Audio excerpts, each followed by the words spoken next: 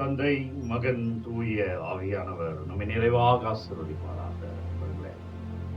ஆண்டவர் இயேசுவின் பெயரிலே உங்கள் அனைவரையும் மீண்டுமா இந்த ஆராதனைக்கு அன்போடு வரவேற்கிறேன். ஆண்டவர் கிருபையால் நாம் வாழ, ஆண்டவருடைய அபிஷேகத்திலே நாம் நினைத்து இருக்க, ஆண்டவருக்கு சாட்சியமான பிள்ளைகளாய் இருக்க அப்பா நன்றி என்று சொல்லி இந்த ஆராதனை முழுமையாய் அர்ப்பணித்து நன்றி அப்பான்னு சொல்லி, குறிப்பா இன்றைக்கு புதன்கிழமை என்றாலே செய்யப்படலாம்.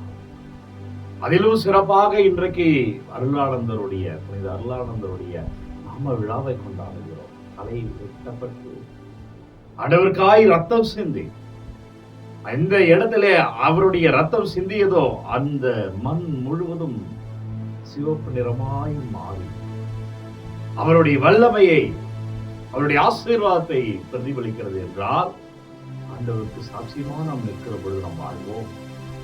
ஆண்டவருக்கு சாட்சியமா நிற்கிற பொழுது நாம் அபிஷேகமாய் இருப்போம். எனவே அன்பர்களே, அவர் பேரிலே சாட்சியமாய் நிற்கிறது. உங்கள் விசுவாசத்தை ஒவ்வொரு நாளும் உறுதிப்படுத்துவதுதான் இந்த ஆராதனையின் நோக்கம். ஒவ்வொரு நாளும் இந்த நற்கருணை ஆண்டவருடைய ஆசீர்வாதத்தை, அபிஷேகத்தை பெற்று நாம் வாழ்வதுதான் இந்த ஆராதனையினுடைய நோக்கம். பிரியமான அன்பு உறவுகளே, இந்த நாளிலே விசுவாசத்தை நிற்போம், அவருக்கு சாட்சியமாய் நிற்போம். இயேசு கிறிஸ்துவின் பெயரால் நம்ம வாழ்க்கையில் நிற்போம்.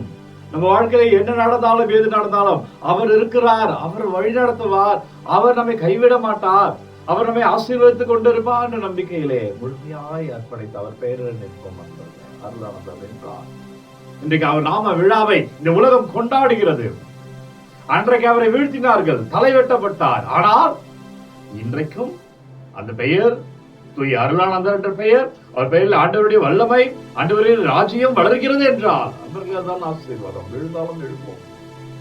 வாழ்விலே அனைத்துமே அங்கம்தான். வெற்றியும் துன்பங்களும் தோல்விகளும் அங்கமே. அவை அனைத்திலும் இருந்து ஆண்டவர் நம் நிலையானவற்றிலே நிற்க வைப்பார். அப்பா நன்றி என்று சொல்லி குறிப்பார் முதற்கிழமையின் குடும்பத்தெல்லாம் அர்ப்பணிங்க. உங்கள் வீட்டை அர்ப்பணிங்க, உங்கள் மனைவியை, உங்கள் கணவரை, உங்களுடைய பிள்ளைகளை அர்ப்பணித்து செவியுங்க. உங்க வீட்டுல என்ன ஆசீர்வாதம் வேண்டுமோ நம்ம இதை எடுத்துக்கொண்டிருக்கிற இந்த வேலையிலே நேற்றைய தினத்துல நம்ம சொன்னது ஞாபகம் இருக்கிறது. அதுல எங்க வீட்டுல ஏன் ஆண்டவர் உறுதி சோதிக்கிறார், ஏன் ஃபாதர் இவ்வளோ தள்ளி போயிட்டே இருக்கு, ரொம்ப வருஷமா திருமணத்துக்காக ட்ரை பண்ணிட்டே இருக்கிறாங்க, பிள்ளைக்காக தள்ளி போயிட்டே இருக்கு. ஒரு கட்டத்துல பிள்ளைகள் மனம் உடைந்து போகிறாங்க. ஏன் ஃபாதர் சொல்றாங்க, நம்பிக்கையை மட்டும் விடாது.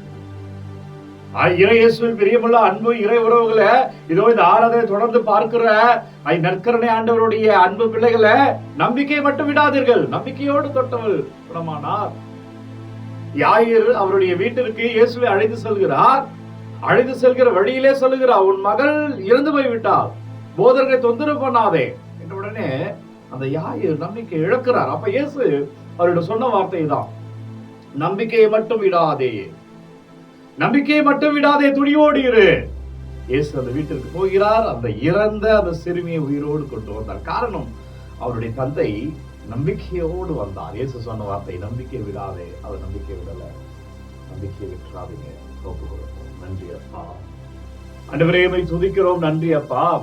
ஆண்டவரே உம்மை ஆராதிக்கிறோம், நன்றி ராஜா.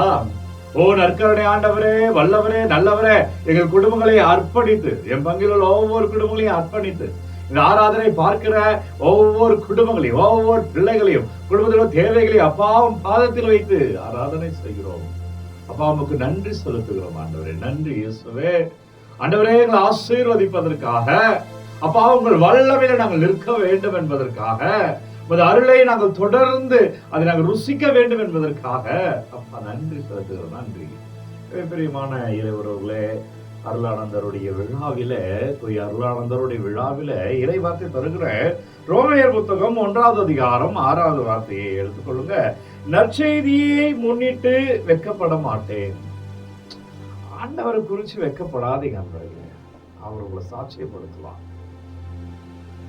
ஆண்டவரை குறித்து நீங்கள் வெளியிலே வெட்கப்படாதீர்கள் என்பதை அவர் சாட்சியப்படுத்துறோம். கோயிலுக்கு போகணும், போற நேரத்துல ஏதாவது வரும், இல்ல கோயிலுக்கு போகணும், என்னால இந்த வேலையை செய்ய முடியாது அப்படின்னு சொல்றதுக்கு யோசிச்சுக்கிட்டு கோயிலுக்கு போகாம என்ன வேலை வந்ததோ, எந்த டிஸ்டர்பன்ஸ் வந்தோ அதை நோக்கி போயிடுவோம். அதை வெளியில சொல்ல மாட்டோம். கோயிலுக்கு கிளம்பிட்டு இருக்கேன், இல்ல கோயிலுக்கு தான் போறேன், அப்புறமா வரேன் அப்படின்னு நம்ம சொல்ல மாட்டோம். வெட்கப்படாதீங்க. மறுபடியும் சொல்லுகிறார், ஆண்டவரை குறித்து நான் வெட்கப்படுவதில்லை, நற்செய்தியை முன்னிட்டு வெட்கப்பட மாட்டேன். ஏனென்றால் யார் என்னை கைவிட்டாலும் என் கடவுள் என்னை கைவிட மாட்டார். அப்ப நான் அவரை குறித்து ஏன் வெட்கப்படணும்? மற்றவரை குறித்து வேணா வைக்கப்படலாம், ஏன்னா அவர்கள் என்னை கைவிடலாம், என்னை விட்டு விலகலாம். ஆனால் என் ஆண்டவரை குறித்து நான் ஏன் வைக்கப்படணும்? நான் ஏன் கவலையில் இருக்கணும்? நான் ஏன் வருத்தத்தோடு இருக்கணும்? மற்றதை குறித்து நான் வைக்கப்பட மாட்டேன். ஏனெனில் அதுவே கடவுளின் மீட்பளிக்கும் வல்லமை. அதுவே என்பது அவர் நற்செய்தி அறிவித்தார் பவுலடிகள், அதை குறிக்கிறது. நம்ம அதுவே என்பது நம்முடைய திருப்பலி, நம்ம திருப்பலியே மீட்பு. அதுவே மீட்பு அளிக்கும் வல்லமை, நம்மை மீட்கும் வல்லமை. உங்கள் பூசையே, நீங்க திருப்பலிக்கு போறீங்களா, நீங்க மாஸ் அட்டெண்ட் பண்றீங்கல்லவா, அந்த பூசைதான் நம்மளுடைய மீட்பு, அந்த பூசைதான் நம்மளுடைய ஆசீர்வாதம், அந்த பூசைதான் நமது வல்லமை. அது போறதுக்கே வெட்கப்படுற, அது போறதுக்கு ஏன் வேறு காரணங்கள் சொல்லி போகாம இருக்கிற, அது எந்த காரணமாக இருந்தாலும் பிரியமுள்ள அன்பு உறவுகளே, ஆண்டவரை குறித்து வெட்கப்பட மாட்டேன்னு சொல்ற பவுல். அதுதான் விசுவாசத்துக்காக நின்றார் அன்றைக்கு, ஆண்டவருக்கு சாட்சியமா நின்றார் அன்றைக்கு. அவர் தலை வெட்டப்பட்டது, இருப்பினும் தைரியமாய் நின்றார். இன்றைக்கு பாருங்க, இந்த விழாவை உலகம் கொண்டாடுகிறது. அன்றைக்கு அறிவித்த பணி அன்னைக்கே முடிஞ்சிச்சு, அவர் இறந்தவன இந்த பணி முடிஞ்சது. ஆனா இன்றைக்கும் தொடருது பாருங்க. அவர் இறந்து போனார், ஆண்டவருக்கு சாட்சியமாய் மரித்தார், வேத சாட்சியாய் மரித்தார். ஆனால் இன்றைக்கும் இது தொடருது பாருங்க. காரணம் என்னன்னா, ஆண்டவர் நிக்க வைப்பார். தெரியுமா, ஆண்டவர்கிட்ட வந்துருங்க, பூசிக்க வந்துருங்க, தனி ஜெபத்தை சொல்லுங்க, ஜெபமால சொல்லுங்க, ஆண்டவர்கிட்ட நாடுங்க. பிரியமான இறை உறவுகளே, தொடர்ந்து சொல்கிறேன் பாருங்க. முதலில் யூதருக்கும் அடுத்து கிரேக்கருக்கும், அதாவது நற்செய்தியை நம்ப ஒவ்வொருவருக்கும் மீட்பு உண்டு சொல்றாங்க பவுல்.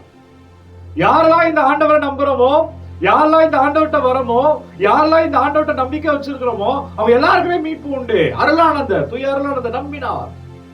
அவன் வெட்டதான் போறான், என் தலையை வெட்ட போறான், ஆனா நான் போகணும், நான் வாழ்ந்தால் இந்த ஆண்டவருக்காக இறைப்பணி செய்வேன், நான் செத்தால் இந்த ஆண்டவரோடு போய் ஐக்கியம் ஆயிடுவேன். எனக்கு இரண்டுமே ஒன்றுதான், இரண்டுமே அவர் பேர்ல நான் நிக்கிறேன். என்னை இங்கேயும் அவர் வாழ வைப்பார், அங்கேயும் வாழ வைப்பார். நின்னாருங்க.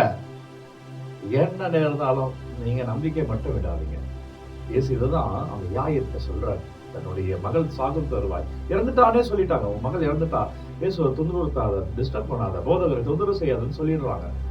ஆனா இயேசு சொல்றாரு, செத்துட்டான்ற செய்தி வந்துருச்சு, அவன் நம்பிக்கை இழந்து கொண்டிருக்க நேரத்தில் சொல்கிறார், நம்பிக்கையை விடாதே. பிரியமான அன்பு இறை உறவுகளே, நம்பிக்கையை விடாதே. அன்பர்களே, நம்பிக்கையை விடாதீங்க. உங்களுக்கு மீட்பு உண்டுங்க. எவ்வளோ கல்யாணம் வீட்டுல தள்ளி போயிருந்தாலும், நீங்க எவ்வளவு ஜெபித்து இந்த பிள்ளை பாக்கி ஆசீர்வாதம் தள்ளி போனாலும், நீங்கள் எவ்வளவு ஜெபித்து வாழ்க்கையில ஒரு முன்னேற்றம் நீங்கள் அடையாமல் இருந்தாலும், நீங்க எவ்வளவு போராடியும் நீங்க நினைத்தது நடக்காமல் இருந்தாலும், நம்பிக்கை இழக்காதே மகனே, மகளே. இதை பார்த்து கொண்டிருக்கிற பிள்ளைகளை, உனக்கு ஆண்டவர் சொல்லுகிற செய்தி, இயேசு இந்த நற்கருணை ஆண்டவர் சொல்லுகிற செய்தி, நம்பிக்கை இழக்காதே, ஆசீர்வாதம் உண்டு, நம்பிக்கை இழக்காதே, வல்லமை உண்டு, நம்பிக்கை இழக்காதே, நீ வாழ்வாய். எனவே பிரியமுள்ள அன்பு இறை உறவுகளே, அப்பா நான் நம்பிக்கை இழக்க மாட்டேன். போய் அருளானந்த விழாவில் உலகம் கொண்டாடுகிறது. அப்பா நான் நம்பிக்கையோடு இருக்கிறேன், இந்த உலகத்துல நீங்க என்ன உயர்த்துவீங்க. அப்ப நான் நம்புறேன், நீங்க என்ன ஆசீர்வதிப்பீங்க. அண்ணா நம்புறேன், எங்க வீட்டுல திருமணம் நடக்கும்.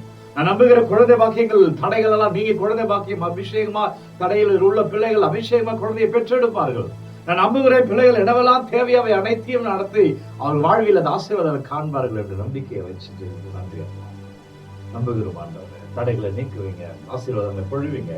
குறிப்பா குடும்பத்துக்குரிய நாளா இருக்கிற அப்படின்னு சூசியப்ப நாளில சூசியப்ப ஜெபத்துல வல்லமை எங்கள் மீது பொழிவீர்கள், அபிஷேகத்தை எங்கள் மீது பொழிவீர்கள், ஆசீர்வாதத்தை எங்கள் மீது பொழிவீர்கள்.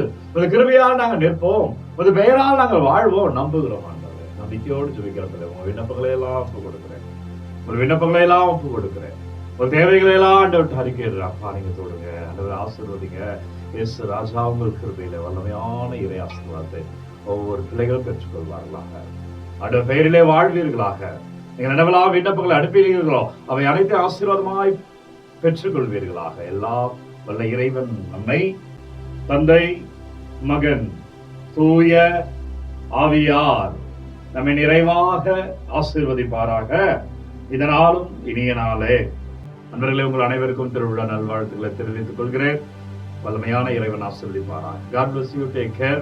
இந்த காணொளி யாருக்கு தேவை நினைக்கிறீங்களோ அவர்களோடு பகிர்ந்து கொள்ளுங்கள்.